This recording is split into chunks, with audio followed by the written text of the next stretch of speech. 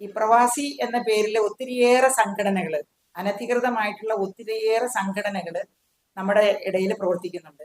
അത് പ്രവാസി ക്ഷേമം, പ്രവാസി ക്ഷേമ നിധി എന്നൊക്കെ പറഞ്ഞിട്ട് ഓരോ ഏജൻസികൾ പൈസ വാങ്ങിയിട്ട് പെൻഷൻ കിട്ടുമെന്നുള്ള വിശ്വാസത്തിൽ ഗവൺമെന്റ് ഏജൻസികൾക്ക് 200-300 രൂപ കൊടുക്കേണ്ടടുത്ത് 2000-3000 രൂപ കൊടുക്കേണ്ട പൈസ എല്ലാം കൊടുത്തു കഴിഞ്ഞ് പെൻഷൻ കിട്ടുമെന്ന് വിചാരിച്ചിരിക്കുമ്പോൾ കൊടുത്ത പൈസയും ഇല്ല, പെൻഷനും ഇല്ലാത്ത അവസ്ഥയിലേക്ക് വന്ന് കംപ്ലൈന്റുകളുമായിട്ട് നമ്മുടെ ഇടയ്ക്ക് വരുന്ന ഒത്തിരി പേരുണ്ട്. അപ്പൊ ഇന്ന് തന്നെ ഒത്തിരി പരാതികൾ ഈ ഒരു പ്രത്യേക ഏജൻസിയുടെ കാർഡുമായിട്ട് ഇത്രയും ഇവിടെ വന്നു. അതൊക്കെ നമ്മൾ നോക്കുമ്പോൾ കാണുന്നതെന്ന് വെച്ചാൽ എല്ലാത്തിലും കാണുന്നത് പ്രവാസി മലയാളി വെൽഫെയർ അസോസിയേഷൻ, പ്രവാസി മലയാളി വെൽഫെയർ അസോസിയേഷൻ.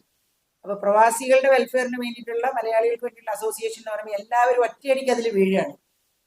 അതിനൊന്നും അവർക്കൊന്നും നോർക്കയോ നോർക്ക റൂട്ട്സോ ഒന്നും ഒരു ഓതറൈസേഷൻ കൊടുത്തിട്ടുള്ള ഏജൻസികളല്ല.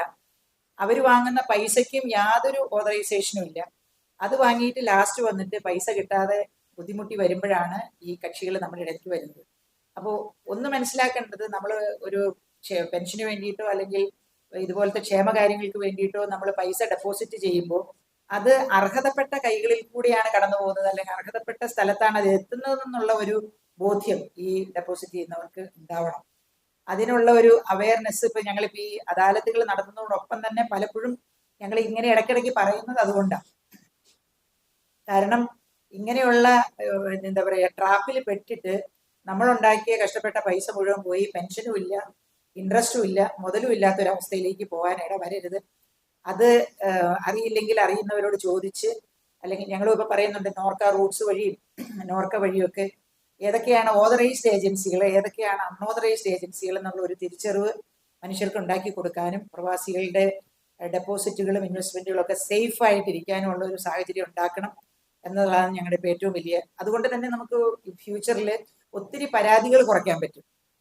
അല്ലല്ലല്ല, ഏത് തരം തട്ടിപ്പും ഇതിപ്പോ ഇൻസൈഡ് ഫാമിലി ഇഷ്യൂസ് വരെ ഞങ്ങൾ പരിഗണിക്കുന്നുണ്ട്. ഇപ്പൊ between husband and wife, parents and children വരുന്ന പ്രവാസികളുടെ പെറ്റീഷൻസ് വരെ.